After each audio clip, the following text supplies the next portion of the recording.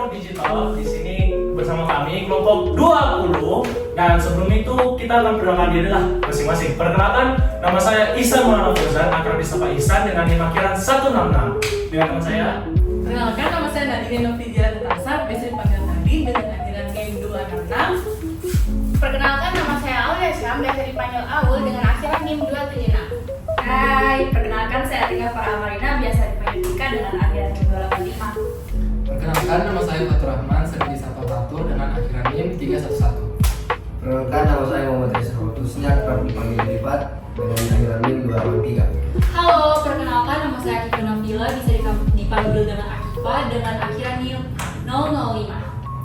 Perkenalkan, nama saya Najwa Firmanov, biasa dipanggil Najwa dengan akhiran NIM 349. Kenalan, saya Versa Putri Febrianti, akrab disapa Versa dengan akhiran NIM 091. Perkenalkan, nama saya Siti Nurfadila, akrab dipanggil Dila dengan akhiran NIM 292. Dan saya Nurkesha Junior, biasa dipanggil Keisha dengan akhiran NIM 047. Nah, selamat datang di podcast kelompok 20 yang dimana di sini kita akan sedikit membahas podcast kami ini akan membahas tentang generatif AI. Nah, sebelum itu kita masuk dulu ke pemaparan materinya seperti biasa. Nah, di sini kan seperti yang kita tahu bahwasanya generatif AI itu banyak macam jenisnya. Contoh ada GPT, terus ada Perplexity dan segala macam. Nah, di sini juga bahkan seperti yang kalian tahu kan GPT itu bisa membuat gambar, teks dan juga suara. Bahkan digadang-gadang bisa mengganti otak kita loh. Tapi sebelum itu saya ada pertanyaan sih buat teman-teman, mungkin akan dijawab oleh teman-teman saya. Yang dimana boleh nggak ya kalau kita memakai ChatGPT atau memakai AI dalam kehidupan kita, apalagi kita sebagai mahasiswa kedokteran itu? Nah, benar banget. Jadi yang diketahui saat tadi bahwasanya penggunaan AI di kalangan mahasiswa kedokteran ini sudah jadi bahan omongan dan bahan diskusi di berbagai kalangan. Tapi ada yang pro, ada yang kontra. Nah, di sisi pro sendiri mereka setuju bahwasanya penggunaan AI bagi mahasiswa kedokteran ini membuat mereka gampang untuk memahami materi di kedokteran sendiri. Sedangkan di sisi kontra sendiri mereka mengaku khawatir bahwasanya dengan penggunaan AI ini mereka mungkin tidak terlatih untuk berpikir kritis. Jadi untuk itu mari kita bahas bareng-bareng terkait topik kita pada hari ini. Jadi guys, generatif AI itu sebuah kecerdasan buatan yang dimana bisa membuat konten. Contohnya ChatGPT itu dia buat teks, kemudian Midjourney dia buat gambar, terus ada juga AI yang bisa buat musik loh gitu. Oke, bener banget. Jadi AI itu cara kerjanya mirip seperti otak kita. Cuma bedanya otak kita tuh kalau bisa kita cari informasi sesuai dengan pengalaman dan juga jurnal yang kita baca. Tapi kalau dengan AI kita bisa mencari informasi, miliaran informasi malah dalam waktu yang singkat. Menurut saya, topik ini tuh penting dan dibahas seperti itu karena AI ini termasuk bahan buat belajar yang penting buat mahasiswa. Nah, ada pun riset dari mahasiswa UPH pada tahun 2024 itu menyatakan bahwa kesadaran mahasiswa tentang GPT itu sekitar 89% dan cuma 57,2% yang menggunakannya untuk akademik. Makanya penggunaan GPT itu bisa dibilang ragu-ragu dalam etikanya. Nah, benar banget. Jadi sebenarnya gini, kita tuh boleh aja pakai AI di kehidupan kita sebagai mahasiswa kedokteran. Cuman alangkah baiknya kita nggak terlalu percaya sama AI. Kenapa? Karena ini nanti kalau terjadi sebuah kesalahan itu bisa fatal banget teman-teman. Jadi kita harus tahu seberapa sih kayak apa ya namanya kayak standar amannya kita untuk menggunakan ChatGPT ini contohnya.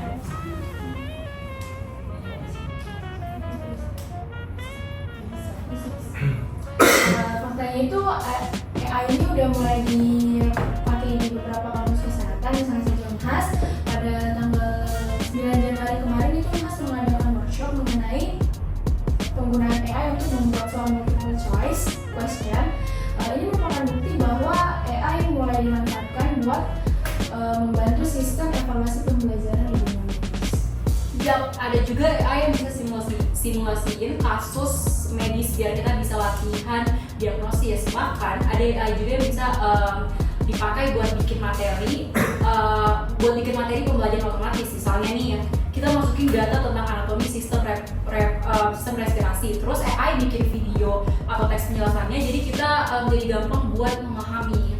Wah, keren sih, tapi jangan lupa kalau AI itu kurang benar. Seperti dari jurnal yang sama yang tadi dibilang oleh Najwa, bahwa sebagian besar dosen di Indonesia dalam penggunaan ChatGPT tidak mendukung pada bidang akademik, tidak mendukung karena hal tersebut tidak etis. Jadi kalau misalnya kita masih ingin tetap menggunakan AI untuk belajar, kita tetap harus kritis dan nggak asal percaya sama jawabannya.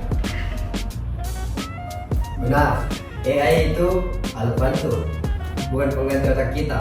Jadi kita ngerti cara pakainya dengan bijak. Kalau enggak, bukannya makin pintar malah makin malas mikir. Oke, jadi kita kan sekarang sudah bahas generatif AI dengan contoh-contoh penggunaannya. Jadi pertanyaannya itu apakah kita boleh pakai AI di sekolah kesehatan ini ataukah malah dilarang? Nah, kalau mau tahu jawabannya, tunggu di segmen berikutnya dan jangan kemana-mana. Stay tune ya di podcast kita. Bye-bye. Nah, jadi kita udah masuk ke segmen pertama nih, di mana manfaat. Nah, di sini ini pertama-tama kayak gimana sih AI itu bisa membantu mahasiswa kedokteran, yang dimana bisa membuat kita lebih aktif dan juga kita punya lebih efektif serta kita bisa mencari-cari kayak jurnal-jurnal tuh bahkan dari teman-teman kita bilang juga dan juga kita kan tinggal hidup di zaman sekarang dimana serba ChatGPT lah setelahnya, apalagi anak sekolah sekarang tuh pada GPT semua kalau religion parah sekali. Nah tapi mungkin lebih pembahasan kali ini kita ke Fatur aja kali ya. Nah, jadi terkait segmen ini kan kita bahas manfaatnya. Jadi kalau saya sejujurnya saya rasa sekali sih manfaat dari AI ini, karena misalnya kalau belajar anatomi kita kirim materinya, terus AI ini bisa kirim materi yang kayak lebih lengkap gitu. Jadi dia kayak seakan-akan tutor pribadi tak gitu. Jadi kayak ada kayak kurang sekali manfaatnya, kayak gampang belajar anatomi gitu. Tapi toh jangan toh kita andalkan saja AI kan. Kita harus juga cross check kebenaran infonya dari si AI ini supaya kita tidak mengandalkan sekali ya 100% dari si AI ini. Nah mungkin tanggapan dari Keisha mungkin ada juga kan ya. Itu juga ada lebih menarik ini dari AI itu, dia juga bisa bantu mahasiswa yang susah tangkap materi di kelas. Contohnya tuh kalau misalkan ada dosen yang menjelaskan dan kalian nggak paham, kalian bisa cari di ChatGPT misalnya untuk cari penjelasan ulangnya apa yang dibahas tadi sama dosen yang tadi. Jadi itu dia bisa membuat bahasa lebih mudah dimengerti. Jadi kita bisa pakai AI ini untuk dapatkan perspektif lain dari AI itu. Jadi saya juga sendiri sering pakai AI untuk belajar, tapi untuk cari kayak apa yang dimaksud dosen tadi itu. Nah kan guys, tadi kan itu ada memang itu meningkatkan pembelajaran. Nah mungkin ada sedikit juga kayak tentang bagaimana sih AI ini bisa membantu membuat skenario hingga membuat model balik. Nah nanti bisa dijelaskan oleh teman saya mungkin. Belisa silakan. Selain yang disebutkan oleh Nisha sama Fatur itu, AI selain menjadi tempat untuk kita belajar, kita juga bisa menggunakan AI itu untuk membuat skenario medis. Misalnya saja kita dikasih skenario pasien, setelah itu kita disuruh menganalisis apa sih diagnosis dari keluhan tersebut. Kemudian AI ini bisa membuat simulasi ini dalam jumlah besar dan variasi yang berbeda-beda. Jadi kita tidak hanya belajar dari textbook, namun kita juga bisa mendapatkan pengalaman virtual yang lebih nyata. Oke mungkin itu kalau dari Belisa, tapi kalau dari Nani mungkin berbeda juga guys. Silakan. Kalau menurut saya jawaban sama kayak Belisa. Ya ini bantu kita untuk bikin skenario medis. Nah sebelum kita ke pasien langsung pasti kita harus belajar dulu sebelum menghandle pasien langsung. Nah contohnya ini bisa bikin simulasi tentang pasien yang gejala jantung.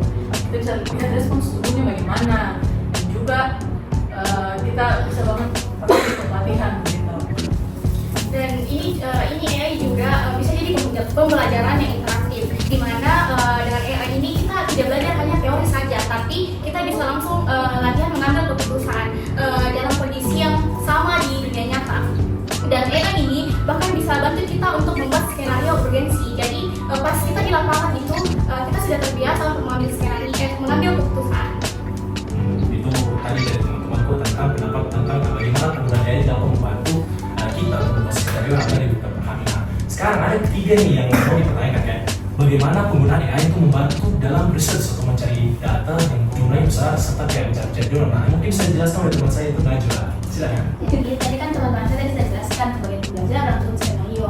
Nah kalau untuk dalam konsep dia itu membantu dalam jurnal atau mencari data-data besar itu AI ini dia itu kan kita dulu tuh biasanya bakal sulit untuk pakai entah itu PubMed atau Public Education atau kayak Google Scholar itu kan kayak harus ribet kan, harus kita search satu-satu, kita harus buka satu-satu lagi, kita harus kayak teliti lagi satu-satu, itu kan pasti kayak sangat tidak membuat waktu kita tuh lebih banyak terbuang gitu. Nah dengan adanya AI ini dia itu bisa membuat ada AI yang bisa buat scan suatu jurnal yang banyaknya itu bisa langsung jadi kayak satu dan kayak jadinya reportnya itu lebih relevan dan juga intinya tidak buang-buang waktu lah untuk cari jurnal atau data-data besar. Mungkin untuk Dila ada pendapatnya? Ya setuju banget ya, apalagi buat mahasiswa kedokteran yang sering banget dapat tugas research review atau penelitian. Nah di situ pasti AI memiliki banyak fungsi dalam mencari refleksi. Bahkan ada AI yang bisa menganalisis tren data kesehatan, misalnya untuk melihat pola penyebaran penyakit atau untuk melihat efisiensi suatu terapi berdasarkan data yang ada. Ini bakal jadi game changer dalam dunia penelitian medis. Nah, tapi AI itu juga nggak cuma buat jurnal loh guys. Jadi AI itu juga bisa kayak ngebantu kita buat kayak data analisis gitu. Misalkan kita dapat data kayak gede gitu dan kita kayak susah nih buat nge-analisis datanya secara manual. Nah, AI ini tuh ngebantu banget. Selain itu juga kayak AI ini tuh juga bisa ya sekarang tuh kayak dipakai buat kayak uji klinis gitu. Misalkan kayak ada obat baru nih, terus kita mau uji. Nah, itu bisa lewat AI kayak apakah ini obat tuh sebenarnya efektif atau enggak sih. Itu sih. Nah, jadi kalau kita lihat dari manfaatnya, itu bisa banget membantu dalam dunia pembelajaran kesehatan. Mulai dari bikin kita belajar lebih interaktif, simulasi skenario medis, sampai mempercepat riset. Tapi ya balik lagi, kita tetap harus pakai AI dengan bijak dan tetap kritis dalam menyaring informasi. Nah, betul banget tuh Rifa. Jadi AI itu tuh bukan pengganti otak kita, malahan AI itu sebagai alat untuk membantu kita supaya belajarnya lebih efektif lagi ya. Jadi jangan sampai kita malas mikir dan bergantungan sama si AI ini ya. Untuk segmen selanjutnya kita bakal bahas tentang tantangan dan resiko kita dari penggunaan AI ini nih guys, apalagi di kalangan sekolah dan juga kalangan anak-anak sekarang kan sudah bergantungan kepada AI itu. Jadi kita akan bahas beberapa resiko-resiko dan tantangan-tantangannya. Jadi stay tune. Stay tune ya. Oke guys, so kita sudah masuk ke segmen kedua di mana yang tadi teman-temanku sudah bilang toh kayak apa itu tantangannya, apa itu resikonya segala macam ya. Itu mungkin nanti bisa langsung saya dibahas nah. Dari teman-teman sendiri mungkin dari langsung saya ke Pak Teti. Coba nih. Ya, jadi Pak teman-teman kita tadi sudah bahas tentang manfaatnya. Jadi kalau ada manfaat, jadi pasti juga ada tantangannya tuh. Jadi tantangan yang pertama itu kalau kita pakai AI itu informasi yang diberikan itu biasa tidak akurat. Jadi tuh pernah kak waktu kita belajar biomedik 1 kalau nggak salah itu tuh kita belajar ada penyakit tentang diabetes tuh. Aku coba-coba chat GPT tuh bilang apa 4 gejala utama diabetes. Terus ada yang jawabannya benar kan dijelaskan sama dosen atau pernah nggak dengar waktu dijelaskan sama kakak Faal itu katanya ada 4 P toh, polidipsi, poliuri, polifagi sama penurunan berat badan yang tidak ditahu sebabnya. Tapi waktu kucet situ chat GPT katanya itu ada gejala yang sering mengantuk. Terus pas ku cross check di American Diabetes Associasi itu toh ya association jadi toh ada beberapa gejala, tapi gejala yang sering mengantuk itu tidak ada begitu. Jadi kayak kurasa kayak ChatGPT itu informasi yang diberikan itu kurang akurat begitu. Ya, masih kak ada sedikit isu-isu yang aneh-aneh ya begitu Pak Gigi. Mungkin ada tanggapannya dari temanku Nadine. Coba. Emang jadi kan AI itu belajar dari data yang kita kasih, dan kalau misalnya data yang dikasih itu kurang valid bisa jadi hasilnya jadi misleading. Nah contohnya saya baca dari jurnal etika kedokteran Indonesia yang berjudul tinjauan ketika penggunaan artificial intelligence di kedokteran, terus diterbitkan itu tahun 2023 kalau nggak salah. Terus itu bilang kalau sistem IBM Watson for Oncology itu pernah dilaporkan tidak aman dan tidak layak karena untuk obat kanker, karena data yang digunakan itu tidak berasal dari pasiennya tetapi dari virtual jadi sama hipotesis, dan juga rekomendasi data laksananya itu cuma dari argumen pakar, bukan dari bukti yang ada begitu. Jadi makanya itu bisa bantu, tapi kita juga harus tetap baca-baca juga jurnal, dan juga kalau saya masih bingung tanya di dosen gitu. Berarti masih ada celah-celah nih kalau pakai AI salah-salah kayak tadi ada informasi salah saya foto chat tentang diabetes ini lagi chat tentang kayak ada kayak penggunaan yang masih sebelum kapal itu.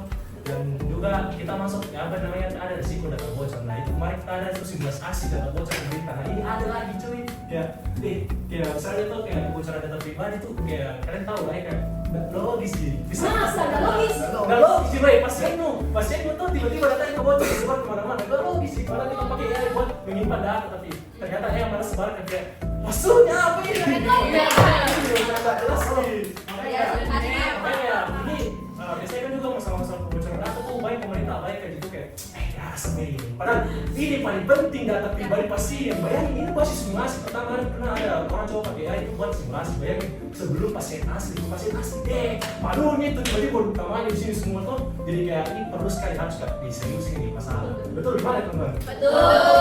Nah, mungkin ada apa dari Felisa mungkin di Jujur nih tadi yang dari Pisa, data kesehatan itu sensitif sekali. Misalnya kalau bocor data itu bisa pakai orang-orang untuk hal-hal yang tidak etis gitu.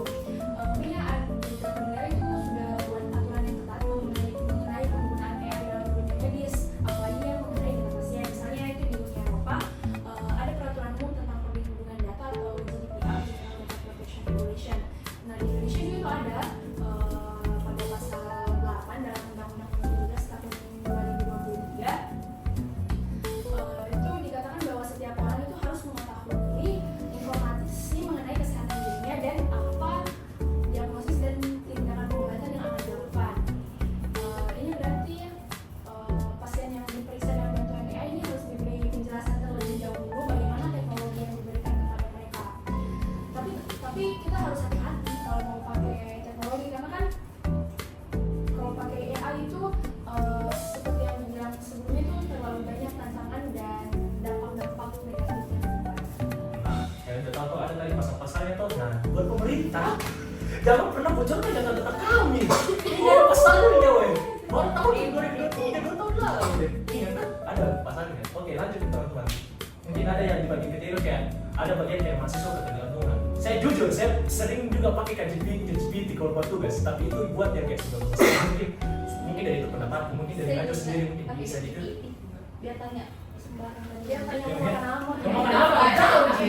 Saya juga lagi bosan ChatGPT. Ya makanya mungkin dari Najwa sendiri mungkin ada Tergantungan nih guys ya. yang kita mahasiswa ini. Ada Najwa? Ada kalau Kalau menurutku sama juga sih karena kayak ini tuh merupakan tantangan besar apalagi buat anak kedokteran tahu begitu karena GPT sudah jadi kayak kalkulatornya buat anak kedokteran kan kalkulator itu kalau misalnya kayak memang dia mempermudah kita tapi ada side time dia bikin kita jadi tidak mau cari tahu sendiri gitu kayak harus memang kayak jadinya bertergantungan gitu dan studi dari Universitas Pelita Harapan lagi dia tuh bilang kalau memang mahasiswa tuh cenderung jadi malas karena dia bikin itu ini AI tuh bikin mahasiswa tuh jadi kayak malas buat baca textbook atau kayak cari analisis sendiri pokoknya kayak jadinya tuh mahasiswa tuh kayak terlalu apa ya dikit-dikit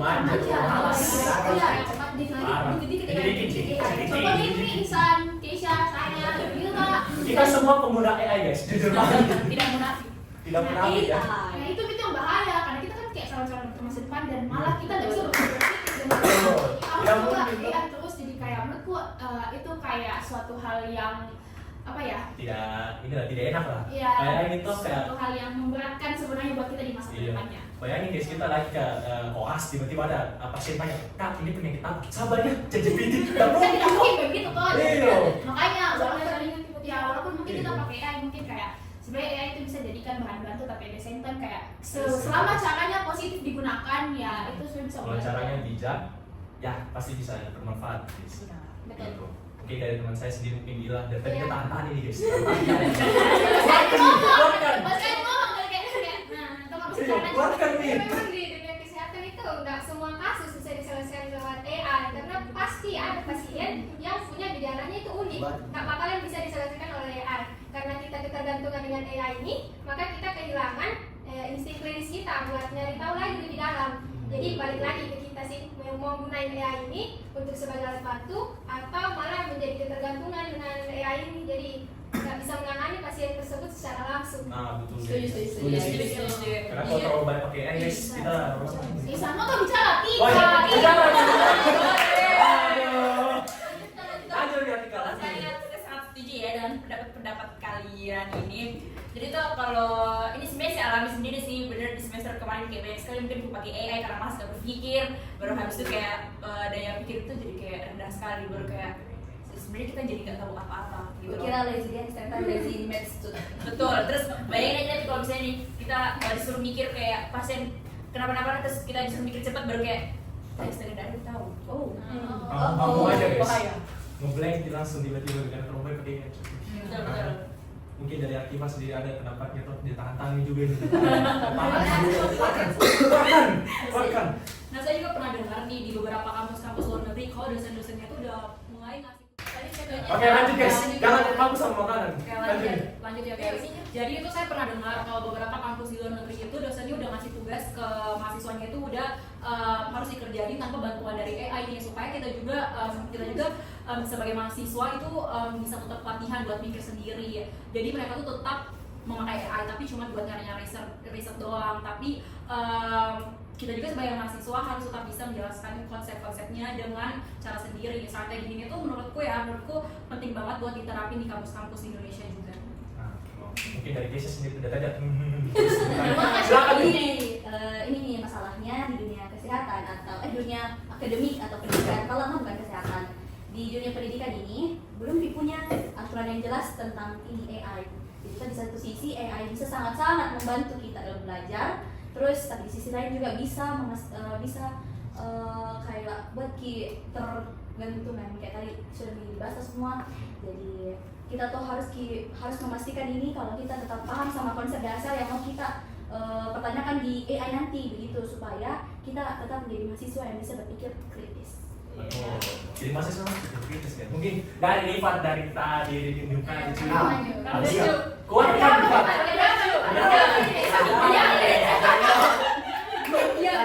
Jadi kalau kita rangkum nih, itu punya banyak tantangan. Mulai dari informasi yang bisa bias, kebocoran data mahasiswa, dan mahasiswa yang ketergantungan, sampai kurangnya pemikiran kritis. Cocok lagi. Semua ini harus, yalah. Semua ini harus kita waspadai biar AI tetap jadi alat bantu yang bermanfaat. Bukan malah jadi bumerang buat pendidikan media. Benar banget.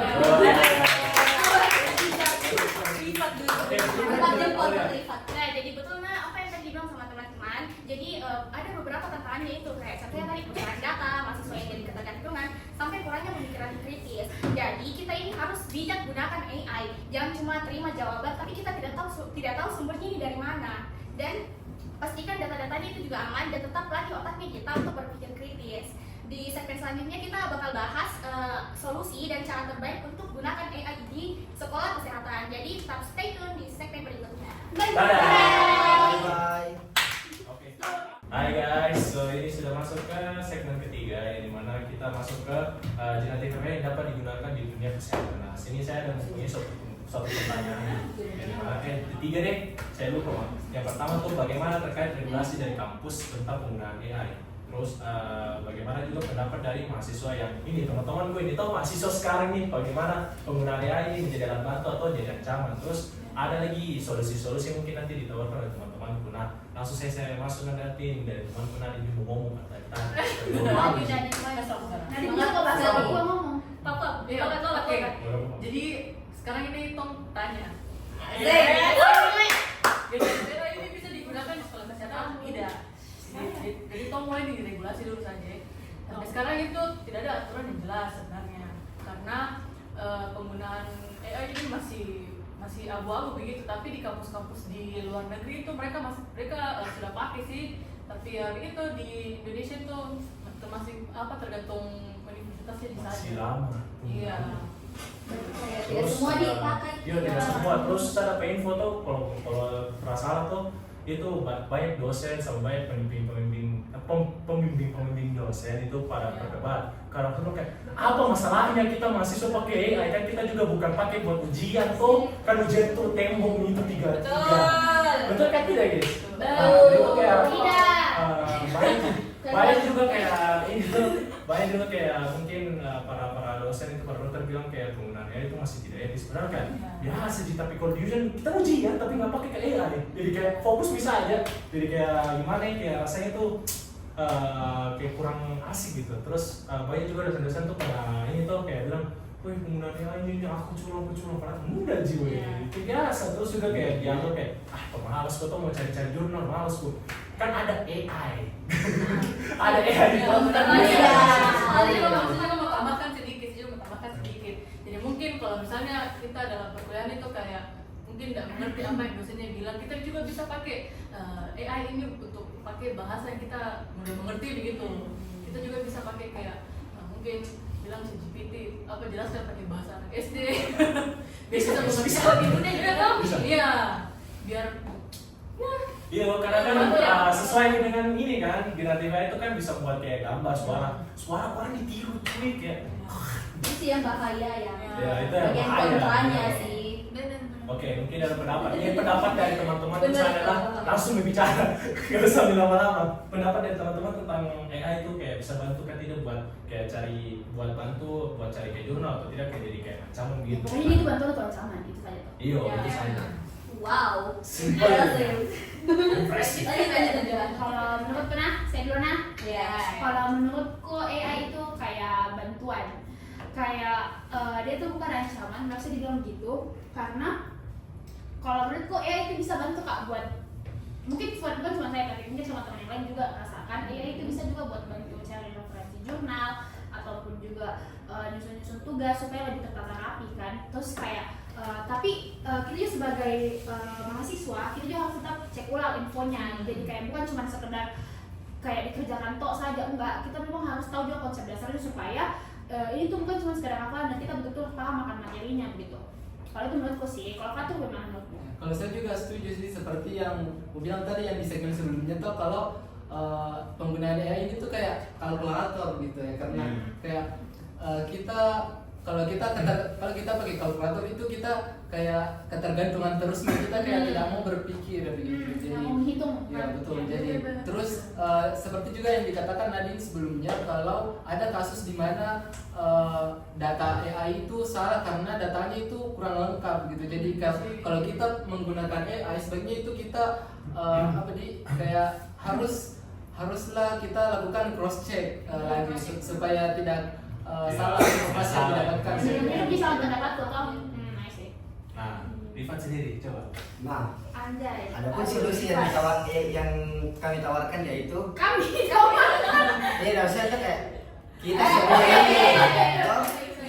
Kita semua itu Iya. Nah, yang pertama kita harus sepakat kalau AI itu bukan cuma alat bantu.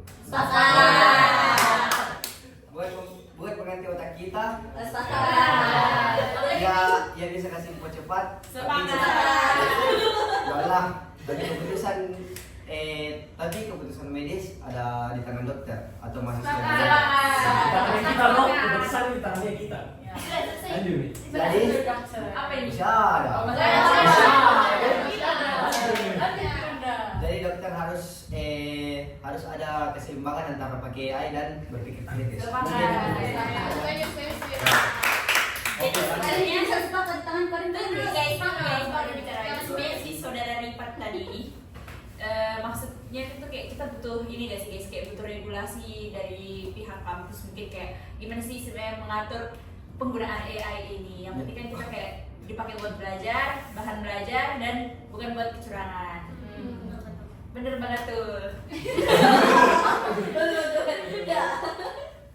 Lanjut Fel.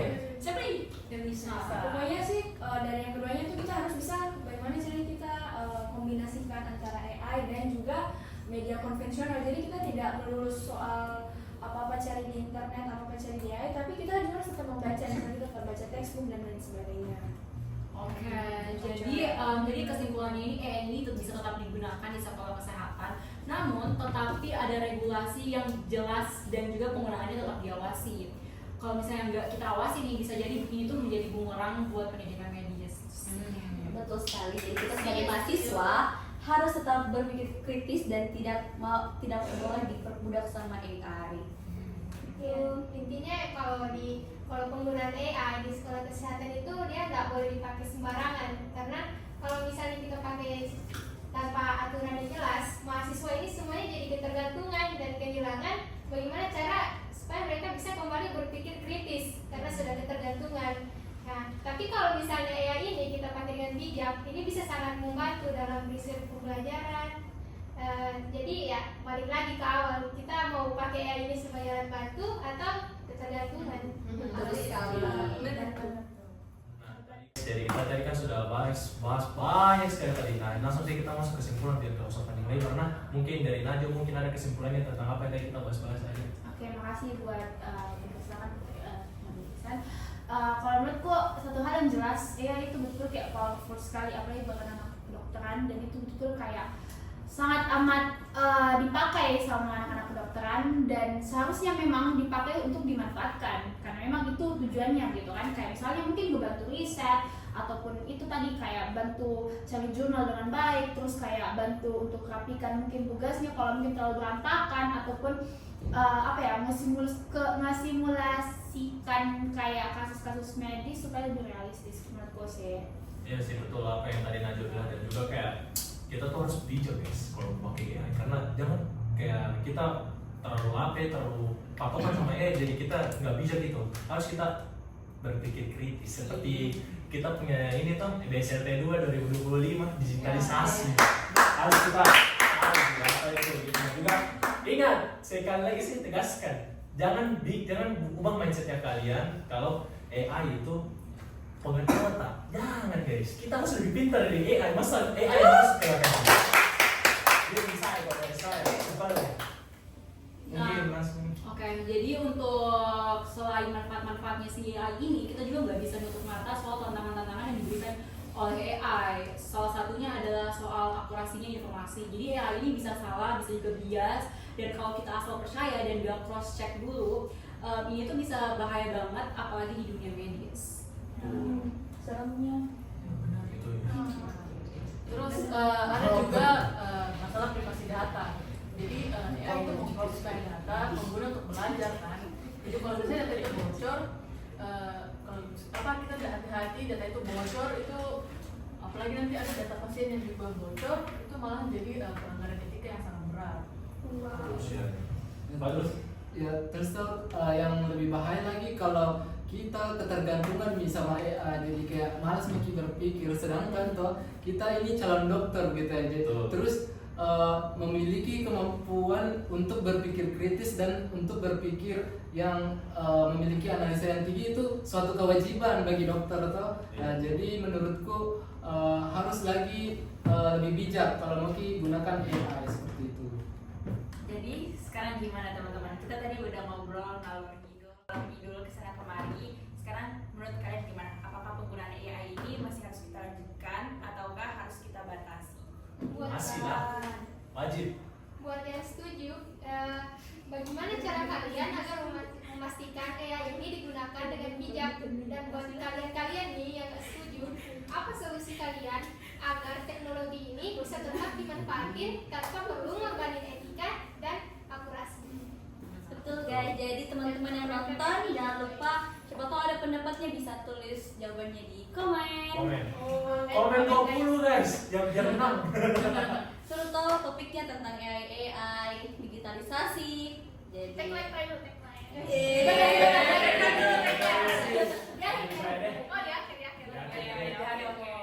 Bapak Rifat, silakan. Saya iya. Bapak Rifat ini penutup. Intinya AI bisa banget dimanfaatin buat pendidikan kesehatan, tapi tetap harus dipakai dengan tanggung jawab. Jangan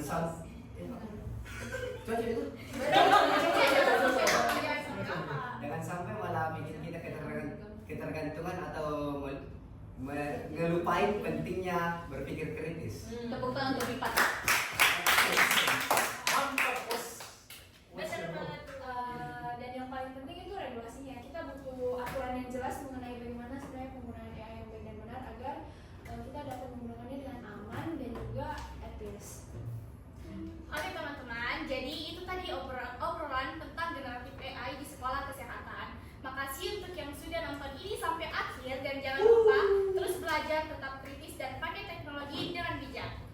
Yes. Nah, itu kan tadi udah pendapat dari teman-teman ke semua. Nah, mungkin kita tagline kali ya. Iya. Betul, ketua, silakan.